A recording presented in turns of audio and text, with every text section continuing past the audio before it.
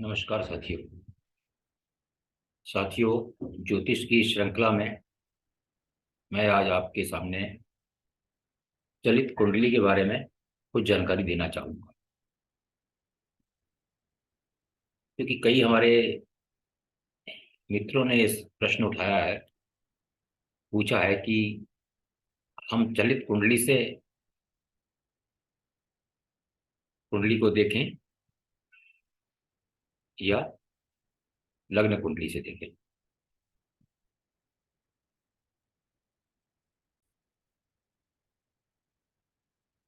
तो आइए देखते हैं कि चलित कुंडली क्या होती है। मित्रों, कुंडली जब हम देखते हैं तो कुंडली के अगर आप भावों का, सभी ग्रहों के भाव का अगर विचार करते समय चलित कुंडली का यूज नहीं करते हैं तो आपका फलादेश गलत हो सकता है। क्योंकि ज्यादातर लोग सिर्फ जन्म कुंडली में ग्रहों की भाव को स्थिति को देखकर ही उस ग्रह का फल बताना शुरू कर देते हैं। लेकिन ग्रहों की स्थिति का विचार भाव चलित कुंडली से ही करना चाहिए। क्यों करना चाहिए? क्योंकि कई बार जो जन्म कुंडली में हमारे योग और दोष दिखाई देते हैं, वह योग और दोष भाव चलित कुंडली में भंग हो जाते हैं, खत्म हो जाते हैं।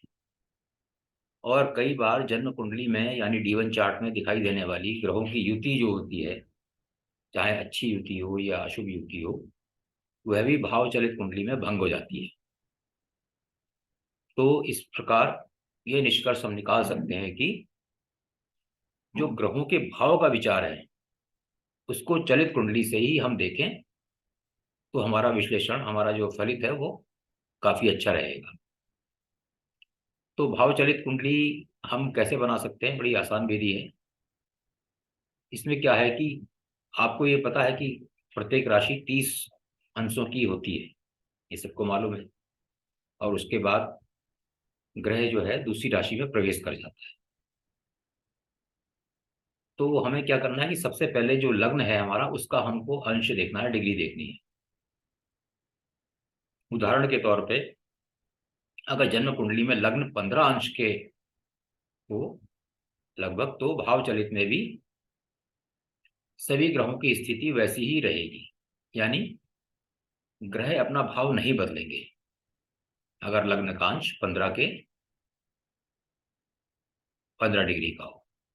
लेकिन अगर जन्म कुंडली में लग्न का अंश 15 डिग्री से कम होता है तो हम क्या करेंगे? हम लग्न के अंश में 15 और जोड़ देंगे। उदाहरण के तौर पे मान लीजिए लग्न की डिग्री 10 अंश है, तो हम क्या करेंगे? हम इसमें 15 और जोड़ देंगे तो कितना हो जाएगा? 25 हो जाएगा। ठीक है। तो अब हम क्या करेंगे कि देखेंगे कुंडली में कि 25 डिग्री से ऊपर जितने भी ग्रह होंगे उस कुंडली में, वो क्या करेंगे? अगले भाव में चले जाएंगे। मैंने क्या बोला? मान लीजिए कि लग्न की डिग्री 10 है, आपकी या किसी की जन्म कुंडली में लग्न की डिग्री 10 है, तो हमने 15 उसमें डिग्री और जोड़ दी तो 25 डिग्री हो गई। तो मान लीजिए अब हम क्या कर रहे हैं कि अगर जन्म कुंडली में कोई ग्रह उससे अधिक भाव का होगा तो क्या होगा? वो अगले भाव में चला जाएगा। तो हमारा 25 डिग्री आई, तो मान लीजिए किसी ग्रह की डिग्री 26 है, 27 है, 28 है या 30 तक कुछ भी है, तो वो ग्रह क्या होगा? मान लीजिए वह ग्रह 4 नंबर की राशि में बैठा है उदाहरण के तौर पे, तो अगली राशि कौन सी होगी? 5 नंबर की राशि होगी, सिंह राशि होगी। तो वो ऐसी स्थिति में 5 नंबर में वो ग्रह चला जाएगा। ठीक है। तो वो ग्रह तो आगे चला जाएगा लेकिन राशि नहीं बदलेगी उसकी। इसी प्रकार अगर लग्न का अंश 15 डिग्री से ऊपर हो तो उसमें क्या करेंगे? हम वहां हमने जोड़ा था, यहां हम घटाएंगे। तो 15 अंश से मान लीजिए किसी का लग्न का अंश 20 डिग्री है, तो अब हम क्या करेंगे, उसमें 15 अंश घटाएंगे, तो 20 में से 15 घटाएंगे तो कितना बचेगा, 5। तो अगर उस कुंडली में 5 डिग्री से नीचे की डिग्री वाले कोई ग्रह होंगे, मान लीजिए किसी की डिग्री 4 है, 4.5 है, 3 है, 2 है, 5 डिग्री से नीचे की अगर कोई उसमें ग्रह हैं, तो क्या करेंगे, वो पीछे वाले भाव में चले जाएंगे। मान लीजिए चौथी राशि में, कर्क राशि में कोई ग्रह बैठा हुआ है, तो वो ऐसी स्थिति में अगर उसकी डिग्री 5 डिग्री से कम है, तो वो 3 नंबर की मिथुन राशि में चला जाएगा। वहां पर आगे के भाव में जा रहा था, यहाँ पीछे के भाव में चला जाएगा। मैं उम्मीद करता हूं कि आप समझ गए होंगे। तो ग्रह सिर्फ, अब हमको क्या देखना है यहाँ पर, ग्रह ने सिर्फ भाव बदला है, राशि नहीं बदली है उसने। ये ध्यान रखिएगा कि उस ग्रह जो है जिस भाव में चला गया है उस भाव का फल देगा, लेकिन राशि आप वही मानेंगे। उदाहरण के तौर पर, जैसे हम कह रहे थे कि 4 नंबर की राशि में कोई, मान लीजिए मंगल बैठे हैं, तो अब वो क्या करेंगे, मान लीजिए 5 में चले गए, सिंह में चले गए, तो वो माना यही जाएगा, मंगल नीच के ही माने जाएंगे क्योंकि चौथी नंबर की राशि में है। लेकिन ये माना जाएगा कि नीच के मंगल 5वें नंबर की राशि में उस भाव में बैठे हैं। कहने का मतलब है कि 5वां भाव, मान लीजिए उदाहरण के तौर पर, मान लीजिए चौथा भाव मेष लग्न की कुंडली मान लेते हैं, तो चौथा भाव हमारे सुखों का है, बाकी चीजों का है। तो अब मंगल वहां पर बैठे थे, अब लेकिन चलित कुंडली में मंगल 5 में चले गए, तो ये माना जाएगा कि नीच के मंगल पंचम भाव का फल देंगे, यानी शिक्षा से या उस भाव से संबंधित विद्या से, हायर स्टडीज से, क्रिएटिवनेस से, या और वो चीज, लव अफेयर से, या जो भी उसके कारक, उस भाव के कारक हैं, उससे संबंधित नीच का फल देंगे। ठीक है। और ग्रहों की दृष्टि जो है वो चेंज नहीं होगी। जो मंगल की दृष्टि है, मंगल चौथे स्थान में बैठे हैं आपके D1 में, तो मंगल जो अपनी दृष्टियां हैं D1 के अनुसार ही देखेंगे, उसको देंगे, देखेंगे, ना कि चलित कुंडली के हिसाब से। तो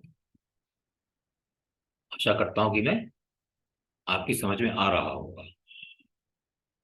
अगर भाव उच्च में या नीच में चला जाए तो लेकिन उसको जो D1 में है उसी हिसाब से मानेंगे। मान लीजिए एक उदाहरण के तौर पे कि मंगल 3 नंबर की राशि में बैठे थे और चलित में वो 4 नंबर की राशि में चले गए, तो आप उनको नीच का नहीं मानेंगे। वो फल तो चौथे भाव का, जो जहां पर 4 नंबर राशि उस भाव का देंगे, लेकिन माने जाएंगे मिथुन राशि में। तो थोड़ा सा इस सुनने में थोड़ा सा टिपिश लगता है, लेकिन है आसान। आप ध्यान से इसको समझेंगे तो बहुत सरल है, समझ में आ जाएगा। और इसमें मान लीजिए यहाँ पर हम, एक प्रश्न उठता है कि क्या अगले भाव में चले जाएंगे या पिछले भाव में चले जाएंगे, तो क्या जिस भाव से आगे या पीछे गए उस भाव का फल नहीं देंगे। तो ऐसी स्थिति में हम ये माना जाएगा कि चलित का 70%, 70%, और जो जिस भाव से आगे पीछे गए हैं उस भाव का 30% आप मान के चलिए कि उसका भी फल देंगे। मतलब जिस भाव में गए हैं 100% नहीं देंगे। मान लीजिए चौथे से 5वें में गए हैं, तो 5वें का 70 और चौथे का 30%, इतना मान के आप चलेंगे, उस हिसाब से आप उसका फल कहेंगे। तो आशा करता हूं कि चलित का, कुंडली का आपको अच्छी तरह से समझ में आया होगा। अब मैं एक थोड़ा सा आखिर में आपको युति का भाव बता दूं कि युति की पोजीशन में क्या होगा अगर दो ग्रह साथ बैठे हों।